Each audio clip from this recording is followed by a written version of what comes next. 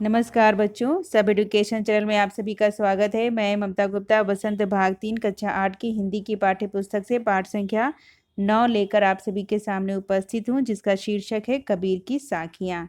यहाँ पर जो चित्र आप देख रहे हैं वो कबीर दास जी का चित्र है और हम इस पाठ में उनकी साखियों के बारे में ही जानेंगे, उनके भावार्थ को जानेंगे। तो बच्चों, इससे पहले मैंने एक वीडियो बनाया है, इसका भाग 1 है वह, जिसमें कबीर दास जी के जीवन से जुड़ी हुई बातों को, उनसे संबंधित जनश्रुतियों को, इसके अतिरिक्त उनकी साखियों को किस प्रकार से गाया जाए, इन सभी को आपको बताने का प्रयास किया है।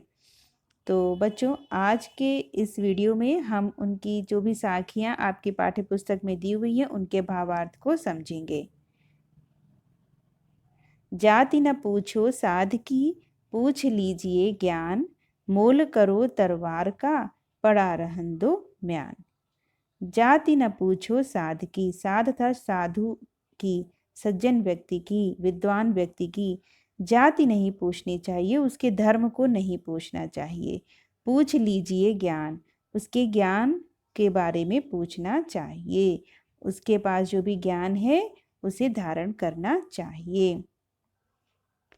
मोल करो तलवार का, जैसे मोल भाव तलवार का करना चाहिए।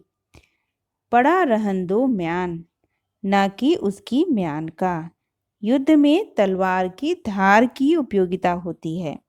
म्यान चाहे लाख रुपए की भी खरीदी जाए, मगर उसकी कोई भी उपयोगिता नहीं होती। चाहे वो 1 लाख की हो और चाहे 1 रुपए की हो, उसकी कोई भी उपयोगिता नहीं होती है। जब हम युद्ध क्षेत्र में रहते हैं तो वो तलवार ही हमारे काम आती है।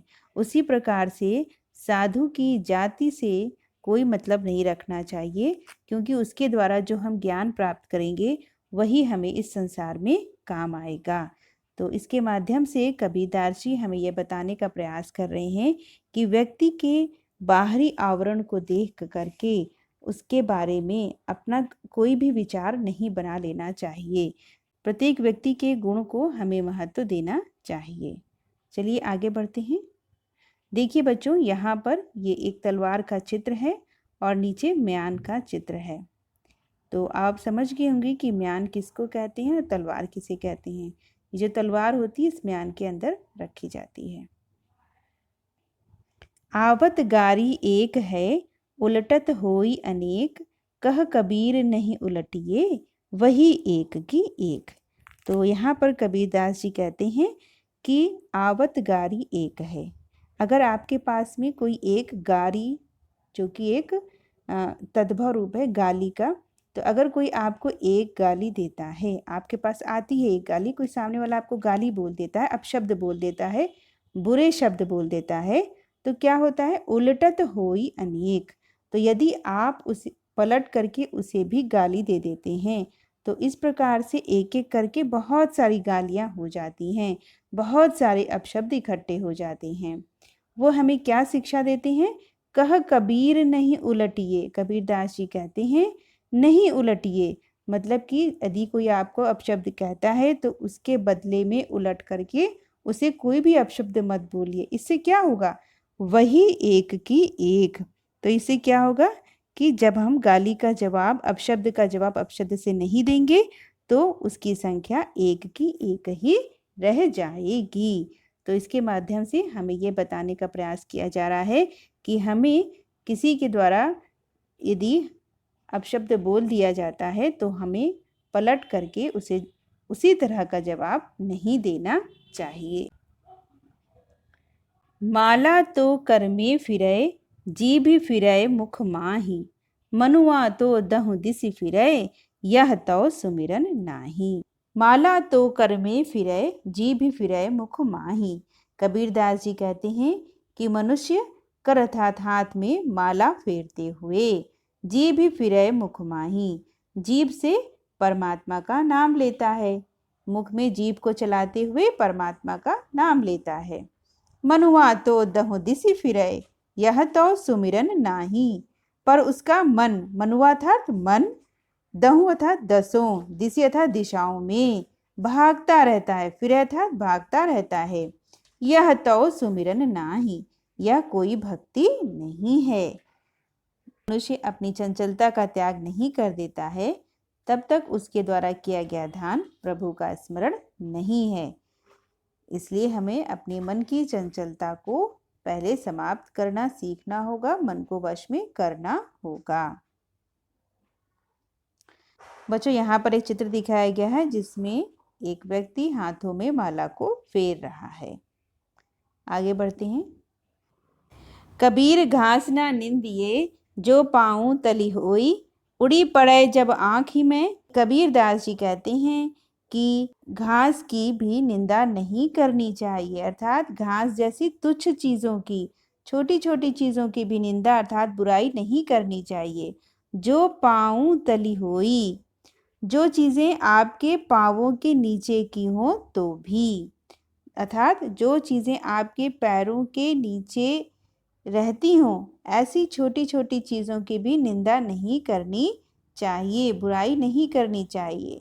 उड़ी पड़े जब आँखी में, क्योंकि ये जो घास होती है जब उड़ करके आपकी आँखों में आ जाती है तो क्या होता है, खरी दुहेली होई, तो वो आपको आपके लिए कष्ट साध्य हो जाती है। खरी अर्थात कठिन, दुहेली अर्थात दुख देने वाली, बहुत बड़ा दुख देने वाली हो जाती है। तो प्रत्येक वस्तु का अपना एक महत्व होता है और हमें उसके महत्व को पहचानने का प्रयास करना चाहिए। भले ही कोई चीज़ कितनी भी छोटी हो, हमें उसकी निंदा नहीं करनी चाहिए। जग में बैरी कोई नहीं, जो मन शीतल होए, या आपा को डारी दे, दया करे सब कोय।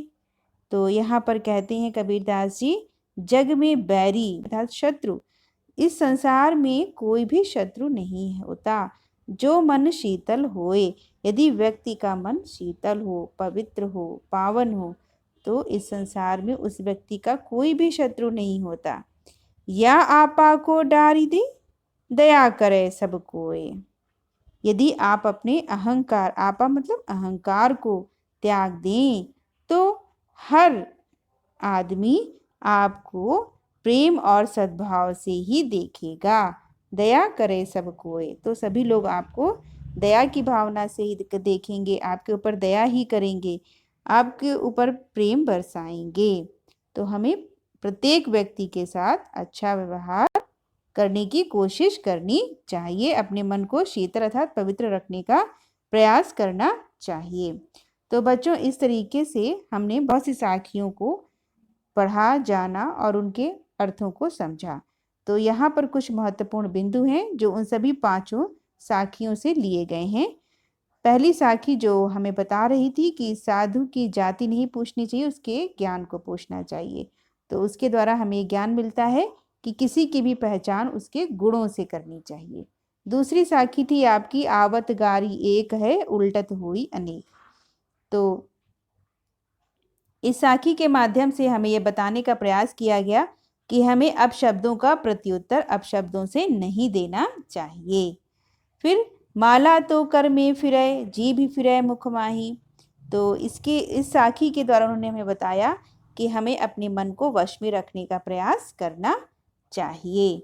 इसके बाद में था, कबीर घास ना निंदिए, जो पाऊं तली होई। तो इसके माध्यम से कबीरदास जी हमें बताने का प्रयास कर रहे हैं कि किसी को भी असहाय या कमजोर समझकर परेशान नहीं करना चाहिए। और फिर जब वो कहते हैं कि या आपा को डारी दे, दया करे सब कोय, तब वो इसके माध्यम से वो ये बताने का प्रयास करते हैं कि हम क्रोध, द्वेष, अहंकार इन सभी का त्याग करके सबके प्रिय बन सकते हैं। तो बच्चों, इस तरीके से आपको ये सभी साखियाँ जो हैं वो समझ में आ गई होंगी, ऐसा मेरा विश्वास है। और बच्चों, ये सभी जो साखियाँ हैं वो संत सुधा सार से ली गई हैं और जिनको संयोजित करने का, एकत्र करने का कार्य किया है वियोगी हरि जी ने, जो कि हिंदी साहित्य के बहुत बड़े लेखक हैं।